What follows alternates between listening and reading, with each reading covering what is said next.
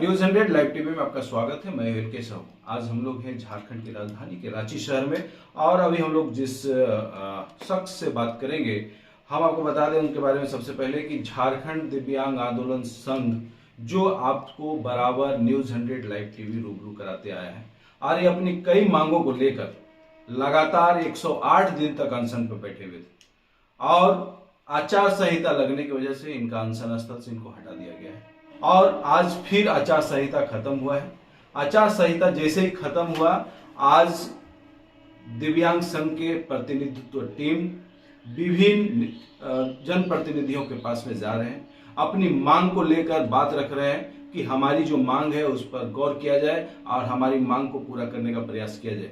लेकिन क्या कुछ बातें हो पाई, किन किन जनप्रतिनिधियों के पास इन्होंने अपनी बात को रखा, एक डायरेक्ट हम लोग सीधा उनसे जुड़ेंगे और उनसे बात करेंगे। अभी हमारे साथ में मौजूद है झारखंड दिव्यांग आंदोलन संघ के पीके प्रधान जी और ओम प्रकाश जी। हम लोग सीधा इनसे जुड़ेंगे और डायरेक्ट इनसे समझने का प्रयास करेंगे कि आज किनसे बातें हुई, किन किन जनप्रतिनिधियों के पास अपनी मांग को लेकर इन्होंने बात रखी। ये डायरेक्ट इनसे जुड़ते हैं और सबसे पहले हम लोग प्रधान जी से जानने का प्रयास करेंगे कि प्रधान जी किन किन जनप्रतिनिधियों के पास में गए और क्या क्या बातें हुई। प्रधान जी, न्यूज 100 लाइव टीवी में आपका स्वागत है। आप लोगों ने लगातार 108 दिन तक आंदोलन किया और आपकी जो आंदोलन कई परिस्थितियों से होकर गुजरी, बरसात, ठंडा, हर कंडीशन में आप लोग अपनी जगह पे जमे रहे, अपनी मांग को लेकर आंदोलन उठाते रहे। लेकिन अचानक आचार संहिता लग गई और आचार संहिता लगने की वजह से आप लोग आंदोलन को स्थगित करना पड़ा। लेकिन आज फिर आप लोग एक्टिव दिख रहे हैं, क्या बातें हो रही है, जनप्रतिनिधियों को क्या आश्वासन मिल रहा है? एक्चुअली हम लोग 109 दिन से तो 9वें दिन हम लोग उठे, 108 दिन तक हमने आंदोलन चलाया और पिछले 3 साल से ये आंदोलन अनवरत चल रहा है। अलग अलग माध्यम से अलग अलग लोग रहे, हमारे अलग अलग व्यक्ति शामिल रहे और उसके बाद अचानक से चुनाव का विषय आ गया। उससे पहले निःशर्त आयुक्त से हम लोग मिलकर अपनी बातों को रखे, उनके माध्यम से 4-5 डिपार्टमेंट में अपने लेटर्स को जो मांग है उनको फॉरवर्ड किया। 2 बार उनसे हम लोग फॉरवर्डिंग करवाया और उसके बाद वहाँ से कुछ रिजल्ट आता, उससे पहले आचार संहिता लग गई तो मजबूरन सबको उठना पड़ा। तो हम लोगों ने एसडीओ सर को अस्थायी तौर पर हम लोग उनको निवेदन करके उठ गए कि वापस जैसे ही आचार संहिता खत्म होगी तो हम लोग एच आंदोलन को माना जाएगा। तो अब आंदोलन फिर से चालू हो चुका है। हम लोग स्थल पर नहीं बैठ रहे हैं, लेकिन क्योंकि जितने जनप्रतिनिधि है वो हमारा प्रतिनिधित्व करते हैं विधानसभा में, तो उनसे वापस से मिलकर उन पुरानी मांगों को वापस से उनको अपडेट किया जाए और जो आने वाले मानसून सत्र है वहाँ पर उठाने का काम करेंगे। वो ऐसे ही निवेदन के साथ हम लोग उन लोगों से मिल रहे हैं, जिसके क्रम में हम लोग सुबोधकांत सहाय जी माननीय पूर्व मंत्री हमारे भारत सरकार से मिले। उन्होंने आश्वासन दिया हमारे माध्यम से हम आपको मुख्य सचिव को इनके लिए ताकीद करेंगे। फिर हम लोग नेता प्रतिपक्ष अमर कुमार बावरी जी से मिले, उन्होंने भी हमें आश्वासन दिया कि आपके लेटर को हम बाकायदा मंच पर उठाएंगे हमारे विधानसभा के पटल पर और उन लेटर को फॉरवर्ड करेंगे अपने माध्यम से। फिर हम लोग उसी दौरान आगे अम्बा प्रसाद जी हमें समय दिया था लेकिन वो उपलब्ध नहीं थी और आज दीपिका पांडे जी भी हम लोग को समय दे रही है, तो हम लोग उनको मिलेंगे और सेम बात उनसे भी रखेंगे। इसके अलावा हम लोग राजेश कच्छप जी से भी मिले और इसके अलावा भी माननीय राज्यपाल जो है उनके पास भी हम लोग 2-2, 3-3 बार ध्यानाकर्षण के लिए दिया। हमने थाली वहाँ भी जाके पीटा जैसे मुख्यमंत्री के यहाँ हम लोग किए थे ध्यानाकर्षण के लिए शांतिपूर्ण ढंग से। तो वापस हम लोग राज्यपाल जी को भी हम लोग लेटर दिए कि इस पर पुनः आप अपना ध्यान दें। तो इस क्रम में अभी हम लोग ये काम को करते हुए और इसका क्या रिजल्ट आता है, जैसा कि माननीय रघुवर दास ने तय किया था विधानसभा में, इस कम से कम 30 दिन का समय के अनुसार कोई भी काम पूरा होना चाहिए, सरकार का गजट नोटिफिकेशन है। तो उसके आधार पर हम लोग सोच रहे हैं कि 30 दिन के अंदर में क्या प्रोग्रेस होता है देखकर फिर हम लोग मानसून सत्र को टारगेट करेंगे। और चूँकि सरकार में भी फेरबदल हो रहा है, माननीय मुख्यमंत्री की वाइफ जो अभी विधायक हो गई हैं, उनके तरफ से हम लोग को काफ़ी आश्वासन मिला था कि हम इसको बहुत मानवता के दृष्टिकोण से देखेंगे। तो हम लोग उनसे भी मिलने का प्रयास कर रहे हैं, 2-3-4 प्रयास हुआ, सुबह शाम हम लोग उनको कांटेक्ट करते हैं, लेकिन अब वो व्यक्तिगत निजी कारणों से भी मिल नहीं पाई हैं। लेकिन हम लोग उनसे मिलने का भी प्रयास कर रहे हैं ताकि उनसे भी एक ठोस कार्यक्रम कुछ हो सके, क्योंकि विधायक दल का नेता हो सकता है वो बने और हो सकता है भावी मुख्यमंत्री बने, तो वो इस पर विचार करेंगे तो काम आसान हो जाएगा। और जो सरकार उन्होंने कहा था कि हम लोग इनको करेंगे, तो उनके वादे के अनुसार ही हम चल रहे हैं और हम उनसे भी निवेदन कर रहे हैं। तो इस तरह से अभी मोटा मोटी जो आचार संहिता के बाद इतना हम लोग का डेवलपमेंट हुआ है। लोग लगातार मतलब उनसे भी मिले हैं, पहले भी मिले हैं कई बार और इस बार भी मिल रहे हैं। और पिछला बार भी आप लोग को आश्वस्त किया गया था कि इस जो कैबिनेट लास्ट जो कैबिनेट 16 तारीख को जो बैठा था उसमें भी आप लोग का आश्वस्त मोटा मोटी किया गया था विभिन्न माध्यम से कि आप लोगों की जो मांग है उसको पूरा कर दिया जाएगा। प्लस आपके जो आयुक्त जो हैं उनके द्वारा भी वादा किया गया था कि बहुत जल्द आप लोग को खुशखबरी मिलने का है।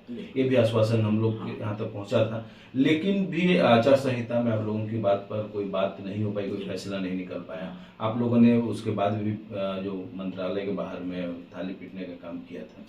तो क्या लगता है कि मतलब क्या ऐसी वजह होगी कि आपके जो आयुक्त हैं उनके कहने के बावजूद या मुख्यमंत्री से आश्वासन मिलने के बावजूद भी आप लोगों की मांग जो है उस पर पहल नहीं हो पा रही है और अभी तक आप लोगों का आंदोलन जो है, जबकि दिव्यांग जो होते हैं वो काफ़ी कमज़ोर थोड़ा सा हो जाते हैं शारीरिक रूप से अगर हम लोग बात करें तो, क्योंकि मान के चलिए कि फ्रीली जो जनरल लोगों की जैसे वो लोग काम नहीं कर पाते हैं, इनकम का जो जरिया है वहाँ तक नहीं पहुँच पाते हैं, तो उनको एक मदद की आवश्यकता होती है। और आज जहाँ तक हमको जानकारी कि लगभग 1000 रुपये के आसपास आपको मिल रहा है, जिससे जो है महंगाई के दौर में अगर हम देखें तो सिलेंडर लगभग 1000 रुपये का रेट में। तो ऐसी स्थिति में कैसे आप लोग मैनेज करते होंगे, क्या कष्ट होता होगा, तो क्या कहेंगे इसके लिए?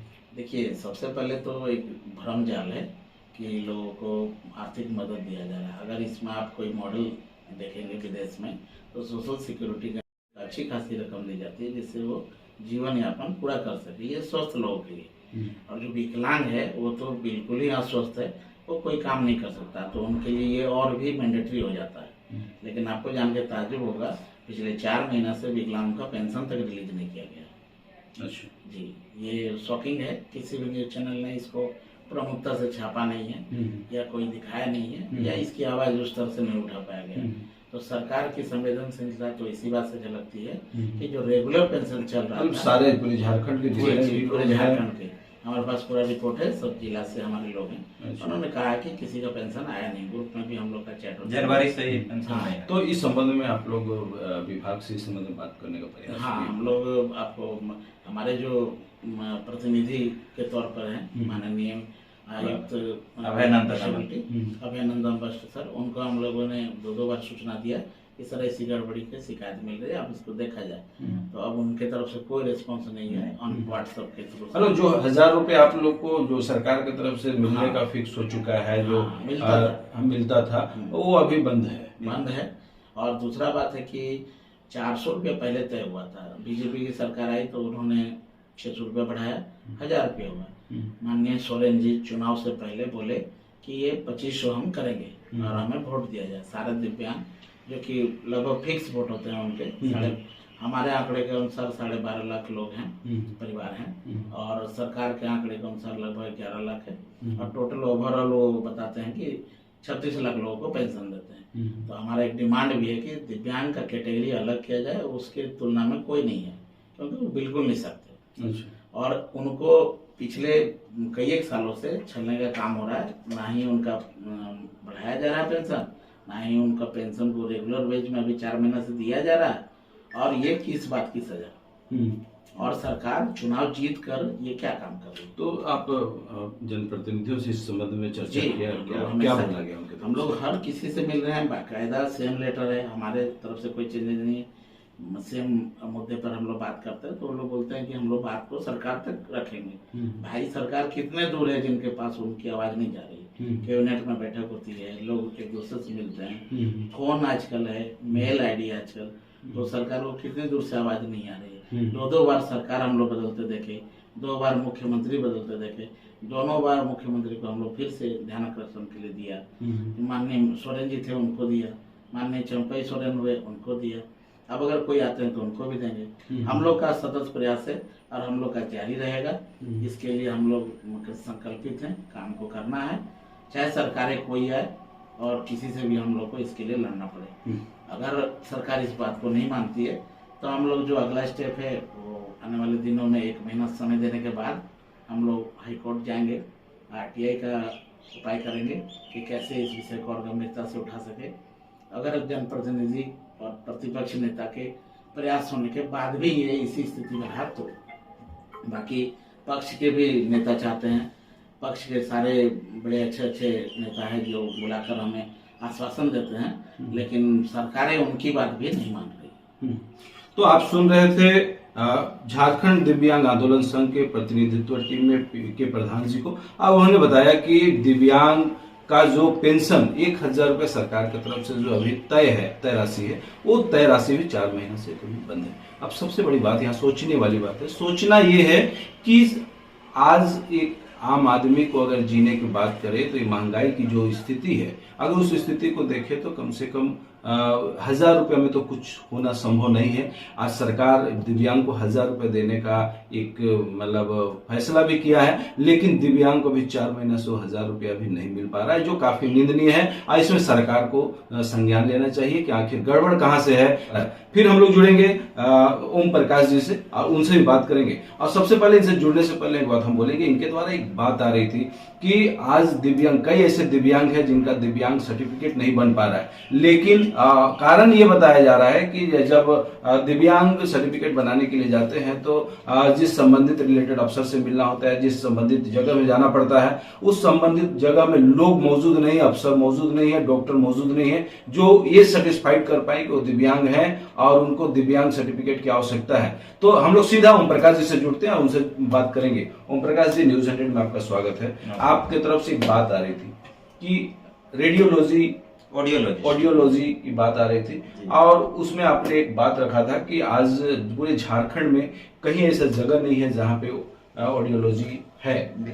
तो क्या मामला है इसमें, थोड़ा सा? बिल्कुल, हम बताना चाहेंगे सभी को कि आज हमारे प्रत्येक जो झारखंड में जो 24 जिले हैं, वहाँ कोई भी जिला में अभी हमारा ऑडियोलॉजिस्ट नहीं है और ना ही उसकी मशीन की व्यवस्था है, जिस कारण हमारे जो डीफ एंड डफ, जो बहरे और बोल नहीं सकते हैं, उनका सर्टिफिकेशन नहीं हो पा रहा है। जो कि आपका रांची का रिम्स में भी वहां पे बताया जा रहा है कि मशीन खराब हो गया है और सदर अस्पताल में बताया जा रहा है कि 3 महीना से ऑपरेटर गायब है। तो बताइए कि अब हमारे जो झारखंड के दिव्यांग जन जिनका सर्टिफिकेशन होना हो तो वो कहाँ जाए? ऐसी समस्या पूरे सोचिए कि राज्य की राजधानी में है और हमारे पूरे जिले में कहीं नहीं है, और वहां से बोला जाता है कि आप जाइए राज्य में, और राज्य में इसकी व्यवस्था ही नहीं है और ना ही उसका प्रॉपर कोई डॉक्टर है। तो इसके कारण आज हमारे झारखंड के दिव्यांग जनों का सर्टिफिकेशन नहीं बन पा रहा है, जिस कारण हमारे जो दिव्यांग जन जिनका सर्टिफिकेशन होना चाहिए वो नहीं आगे आ पा रहे हैं, उनका पेंशन भी नहीं हो पा रहा है, वो अपना जो लाभ लेना चाहिए उनका आरक्षण भी नहीं प्राप्त हो पा रहा है। इस तरह का बहुत सारा समस्या हमारा सर्टिफिकेशन को लेकर है, क्योंकि ये सर्टिफिकेशन तो ऐसे ब्लॉक स्तर पे होना चाहिए, लेकिन आज हमारे राज्य में जिला स्तर पे भी नहीं हो पा रहा है। ये दुर्भाग्य का विषय है। फिर बातें आ रही थी कि आप लोग फिर जनप्रतिनिधियों के पास जा रहे हैं, अपनी बात को रख रहे हैं, उनका दरवाजा ठटखटा रहे हैं। क्या आश्वासन मिल रहा है उनके तरफ से और क्या मूल मांगे हैं? क्या मांग में कुछ बदलाव हुआ है आप लोग का या वही मांग है? क्या आश्वासन मिल रहा है? बिल्कुल, हमारी मांगों में बढ़ोतरी हुआ है, क्योंकि जब हम अपना जिस तरह से समय गुजरता जा रहा है, अभी हमारा 108 दिन आंदोलन चला, उस बीच में हम लोगों ने विधानसभा का भी घेराव किया और उसके बाद लोग जुड़ते गए, हम लोगों से जुड़ते गए और उनका मुद्दा धीरे धीरे हम लोगों के पास आने लगा। तो हमारा नया मुद्दा जो सर्टिफिकेशन को लेकर है, और हमारा नया मुद्दा ये भी है कि जो लोग जागरूक रूप से हमारे आंदोलन से इतना समय लगा रहे हैं, इतना समय दे रहे हैं, अपना बीवी बाल बच्चा को छोड़ रहे हैं, उनको डायरेक्ट नियुक्ति दिया जाए, क्योंकि समाज के लिए लड़ने के लिए सभी कोई नहीं आ पाता है और आज वो अपना घर परिवार को छोड़कर समाज के लिए लड़ रहे हैं। तो ऐसा व्यक्ति को हम चाहेंगे कि हमारा जो आंदोलन संघ का जागरूक सदस्य हैं, उनको तत्काल नियुक्ति दिया जाए। ये भी मांग हमने अपना मांग पत्र में रखा है, ताकि हमारे जागरूक दिव्यांग लोग जुड़े। हम लोग का मांग सामान्य है। और जो जनप्रतिनिधि की बात है, हम लोगों ने रांची के जितना भी जनप्रतिनिधि हम लोग को आसान रास्ता दिखा जहां हम लोग पहुंच सके, हम लोगों ने मिलने का काम किया। दीपिका पांडे, माननीय दीपिका पांडे, माननीय अंबा प्रसाद, आपका सदानंद भोक्ता, बहुत सारे मंत्री, कल्पना सोरेन जी से भी मुलाकात हुई। उन्होंने तो हम लोगों को आश्वासन दिया कि कैबिनेट का जो नेक्स्ट मीटिंग है उसमें आपका काम, ये मांग को पूरा कर दिया जाएगा। लेकिन वो उसमें भी हमारा मांग नहीं पूरा हुआ। हम लोगों ने भी विरोध में वहाँ थाली पीटने का काम किया, विरोध में शांतिपूर्वक ही हम लोगों ने किया, कोई इसमें हम लोग को विरोध जो जताना था हमने दिखाया। अब हम लोग कल्पना सोरेन जी से फिर पुनः मिलना चाहते हैं, तो हमें मिलने भी नहीं दिया जा रहा है। 5 दिन से लगातार हम लोग प्रयास कर रहे हैं। अभी हम अपना जिला को छोड़कर रांची में आए हुए हैं, हमको बहुत रहने खाने का व्यवस्था नहीं है, फिर भी हम यहाँ डटे हुए हैं ताकि हमारा आंदोलन आगे बढ़े, हमारी मांग को पूरा किया जा सके। इसके लिए हम प्रयास में हैं, लेकिन हमारे जनप्रतिनिधि हम लोग से मिलना भी नहीं चाहते हैं, तो हमारा मांग पूरा कौन करेगा। आप लगातार 108 दिन से अपने आंदोलन को लेकर अपनी जगह अनशन स्थल पर बैठे हुए थे और आचार संहिता लगने की वजह से आपकी जो मांग है उसको स्थगित करते हुए आपको अनशन से उठना पड़ा और अभी फिर आपको जनप्रतिनिधियों के पास जाना पड़ रहा है। क्या लगता है, इससे कुछ फायदा हो पाएगा? अगर फायदा होता है तो ठीक है, फायदा नहीं हो तो फिर आगे क्या रहेगा? हाँ देखिए, हम लोग डायरेक्टली भी धरना चालू कर सकते थे, लेकिन हम लोगों ने मिलकर चाहा कि उन लोगों से जवाब पूछा जाए, क्योंकि आंदोलन करना आसान नहीं होता है। इतना बहुत दिक्कत हम लोगों ने झेला है। पिछला बार ठंड में कितना पानी गिरा, हमारा टेंट टूट गया और हमारे दिव्यांग लोग को हॉस्पिटल जाना पड़ा। इस तरह के समस्याओं को झेलना पड़ता है।